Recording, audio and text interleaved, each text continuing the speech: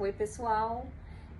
No nosso grupo vai falar sobre a prevenção da LER e da DORT. Eu vou falar um pouquinho da introdução.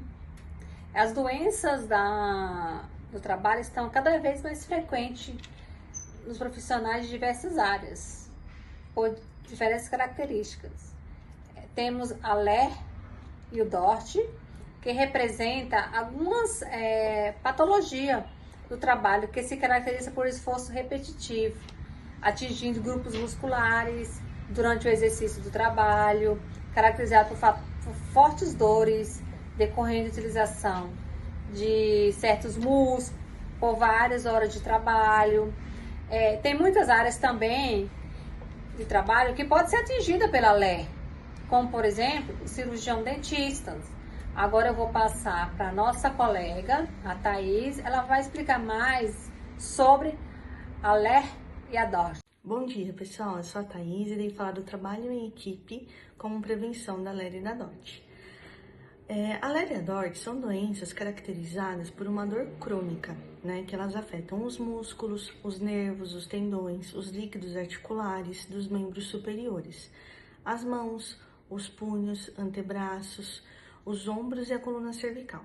Isso está relacionado à postura inadequada, aos movimentos repetitivos, às más condições de trabalho por longos períodos, forçando sempre a mesma musculatura.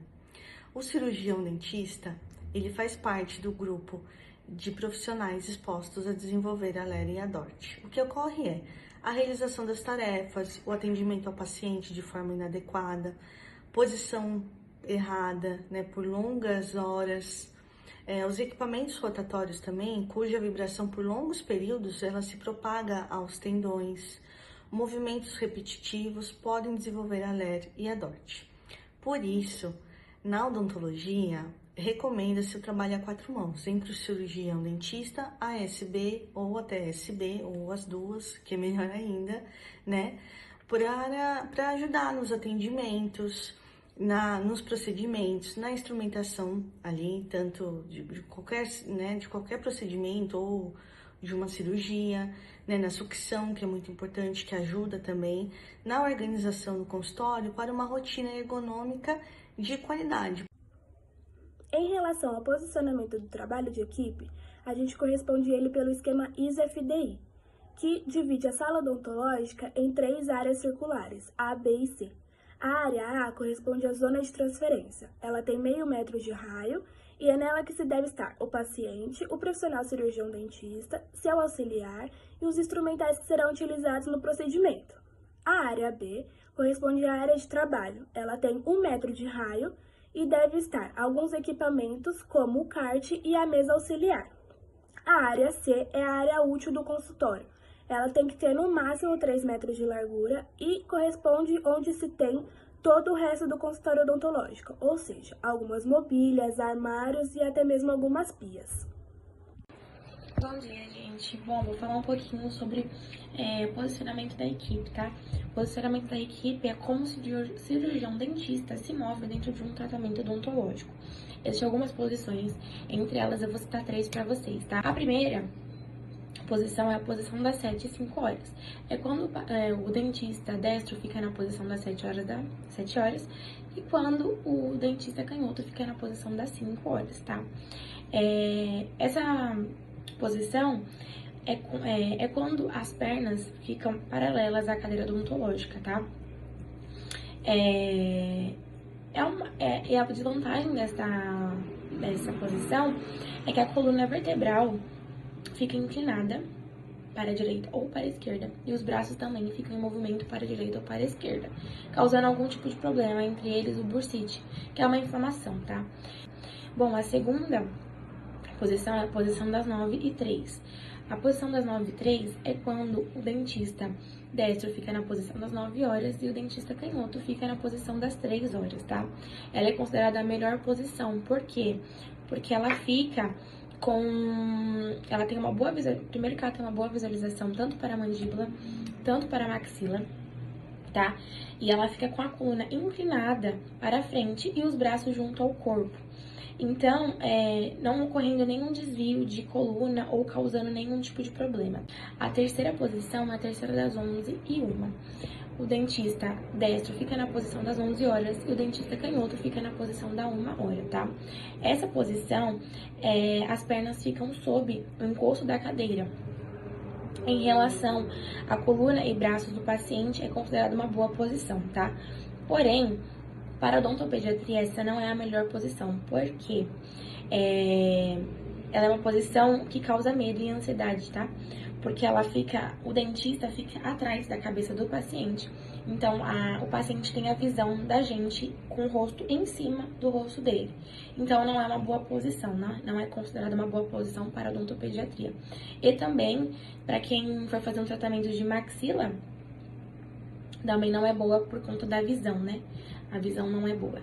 Então, é isso, gente. Eu vim falar um pouquinho para vocês sobre essas 3 posições que a gente pode fazer em um consultório, né? Num tratamento odontológico. Quando falamos de DORT e LER, precisamos lembrar que ela também precisa de prevenção. E uma das medidas de prevenção dentro do ambiente de trabalho são as práticas laborais. As práticas laborais são exercícios que visam o alongamento do trabalhador antes do expediente de trabalho ou durante o expediente de trabalho.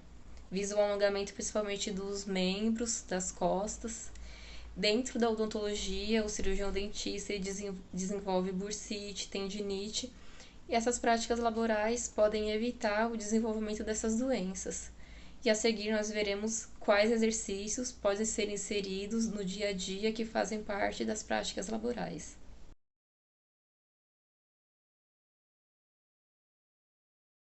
Oi, meu nome é Vitória e eu fiquei responsável para falar um pouquinho para vocês em relação aos exercícios que a gente pode praticar dentro do nosso consultório, naquele tempinho vago que a gente tem entre um paciente e o outro, e até mesmo antes de iniciar os nossos trabalhos, que são tipo as práticas laboratoriais em relação ao LER e o DORT. Lembrando que os exercícios são uma forma de prevenção que você pode ter em relação aos problemas futuros.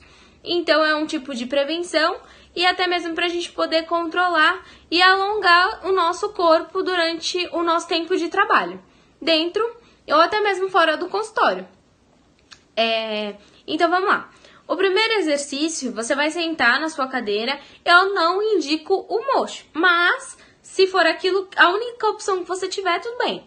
Você vai sentar nesse com a coluna ereta e você vai inspirar e expirar pela boca com as mãos apoiadas na coxa e os pés encostados no chão e vai repetir isso por umas 5 vezes por uns 20 segundos.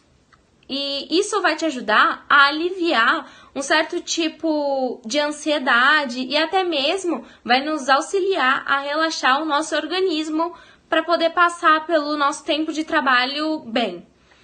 E o segundo exercício, você vai colocar suas 2 mãos com a coluna também sentado na cadeira, com a coluna também reta, a colocar suas 2 mãos atrás da cabeça, flexionando os seus braços, o ombro para trás, e isso vai dar com que você alivie a tensão que a gente faz durante o nosso tempo de trabalho no ombro. Então, e vai ajudar a fazer um alongamento também no ombro. Terceiro exercício, você vai fazer o seguinte, você vai sentar na cadeira também e você vai colocar a sua cabeça no meio das pernas com os braços chegando lá perto do seu pé, como uma forma de aliviar a pressão que fica na coluna pela boa postura, pelo tempo sentado que a gente passa dentro do nosso consultório. O quarto exercício, a gente vai colocar as 2 mãos atrás da cabeça também, forçando o nosso queixo em relação ao tórax e inspirar o ar pela boca. Enquanto você estiver fazendo o esforço, você vai soltar esse ar, tá? O próximo exercício, que é o exercício 5, você vai inclinar a cabeça o máximo que você puder, do ouvido encostar no ombro, para um lado e para o outro. E todos esses exercícios você vai fazer uma repetição de 20 segundos cada repetição, claro, e 5 vezes cada uma. Oi, gente!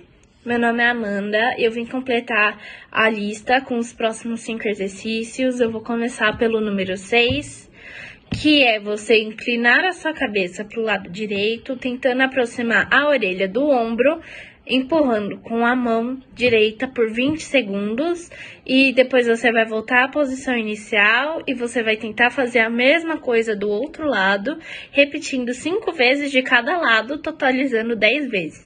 O exercício número 7, você vai elevar o seu ombro direito, girando para frente e para trás, e você vai fazer o mesmo movimento no ombro esquerdo.